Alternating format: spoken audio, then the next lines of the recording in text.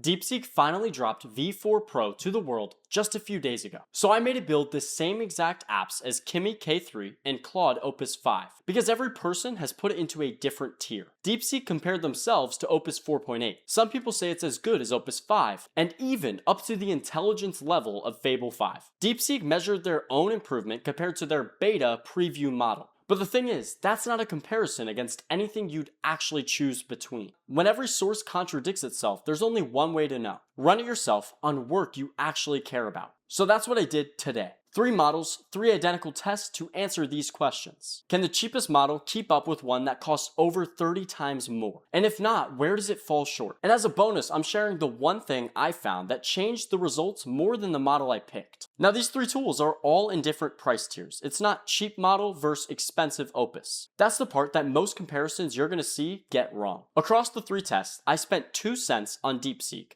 80 cents on Kimi K3, and $2.43 on Opus. Every model was ran through OpenRouter Playground. Same settings, same prompts. None of my input changed. Now one thing, before you go try this yourself, you're not able to access this model on DeepSeek's own app. If you plan on using the DeepSeek model I'm looking at today, you need to use OpenRouter. Test number 1 is the game, a 2D top-down arena shooter that's playable inside my browser. And I specified everything: movement speed, damage number, fire rate, our health, enemies' health, specific power-ups, literally every aspect of this game I chose. Remember that I did that because it matters later. DeepSeek made a working, playable game for 2 cents. 3 enemy types that all behave differently. Dash works, cooldowns work, there's health pickups, and a boss on wave 5. And one thing I didn't ask for: the big squares slow down as you shoot them. Opus passed every one of those checks as well. Functionally, it was the same game. One real difference: Opus implemented a screen shake and DeepSeek did not. Screen shake was included inside of my spec. So that's not Opus adding polish on top. It was DeepSeek missing one part of my prompt. Now in terms of Kimi K3, it also passed. It was basically the same exact game, 1 for 1 with Opus. Now for the cost, DeepSeek was 2 cents, Kimi was 45, Opus 62. Opus cost 29 times more than DeepSeek,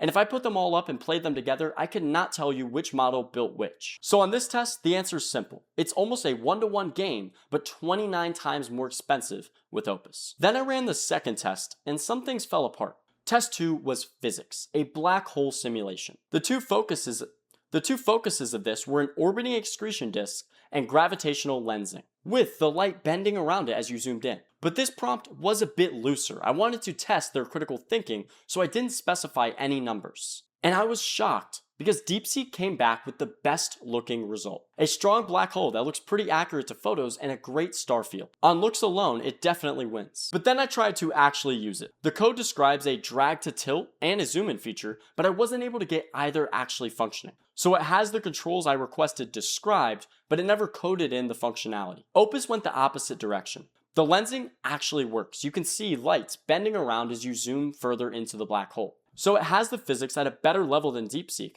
but I think in terms of its look, I don't think it looked as good. But we really should focus on Kimi K3 here. It renders for about 2 seconds when I open it, then the black hole disappears. It was literally just gone.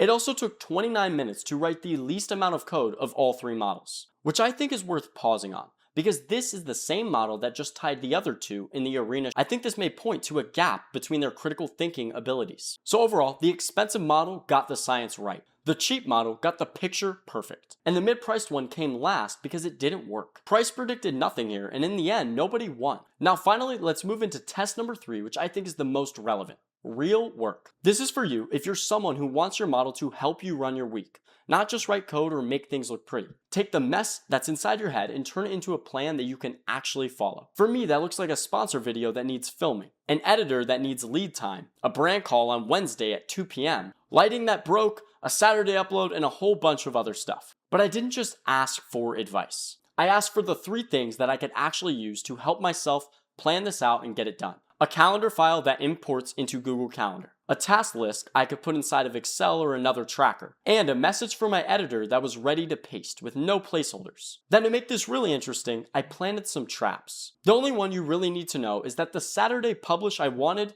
was impossible. The footage isn't filmed, the editor needs 48 hours, and I don't even have my lighting fixed. None of those by themselves tell you the Saturday is impossible, but together they do.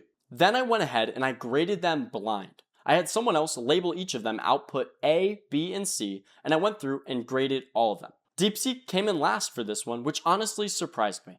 It got the basics right. Lighting first, my brief before the call, and it caught the big failures, not just little things that would slip. But then this happened. In the message to the editor, it put a placeholder, after I explicitly told it no placeholders. Now that may seem like a subtle failure, but it's directly against an instruction that I gave it. Kimi K3 came second. It did the deadline math and showed its work. 66 hours for the Saturday path and 18 hours for the Thursday cut.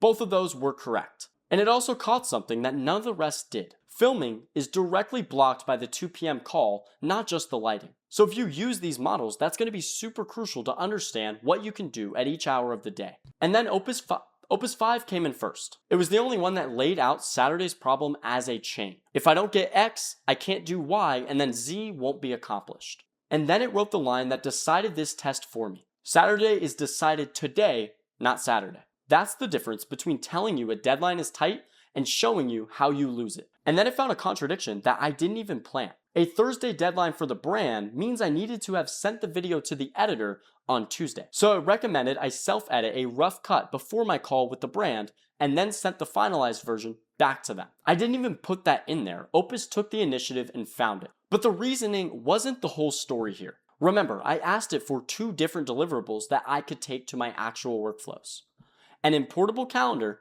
and a CSV task list. So I tried to import all 3 calendars each of them made, and every single one worked. 10 events for DeepSeek, 17 for Kimi, and 26 for Opus. Opus filled the calendar from Wednesday to Saturday, with every task having specific details inside of it. Kimi covered the same exact range, but all of the details and to-dos were completely empty. And then DeepSeek only covered Wednesday, but every single task was very well explained when it was imported into my calendar. And for me, that honestly flips the ranking for DeepSeek and Kimi. Because I don't know about you, but I'm not going to remember on Wednesday why I put a task there on Monday. If you're standing there in the middle of the afternoon and you don't even remember what you're supposed to do in this block, how useful is that model really? Now, in terms of the task tracker, all of them delivered exactly what I expected. A basic Excel file that I could go through and mark things as yes, no for completion. So this test kind of broke into 2 different paths. For reasoning, it goes Opus, Kimi, then DeepSeek. On the file you'd actually use in your daily life, it goes Opus, DeepSeek, and then Kimi. Opus wins both, and this is the first test where paying the premium price actually predicted the quality. So, is DeepSeek V4 Pro on par with Opus 5?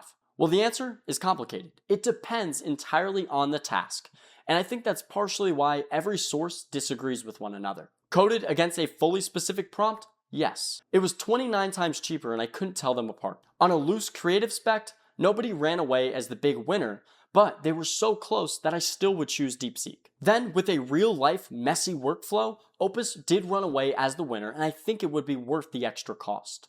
But here's the pattern I care about the most. As we went through these 3 tests, you probably saw where the gap started to widen. The vaguer the prompt, the more the models diverged from one another. My prompt mattered more than what model I was choosing. And that's something that a lot of people say, but no one develops. So if you want a free prompt pack, it is going to be the pinned comment in the comment section. It's completely free. You just put your email in and it's yours to take. Kimi's been in the conversation this whole time, but we've barely scratched the surface. That's where we're going next. If you enjoyed this video, leave a like and subscribe, and I'll see you in the next one for the latest AI news and AI workflows. Thanks for watching.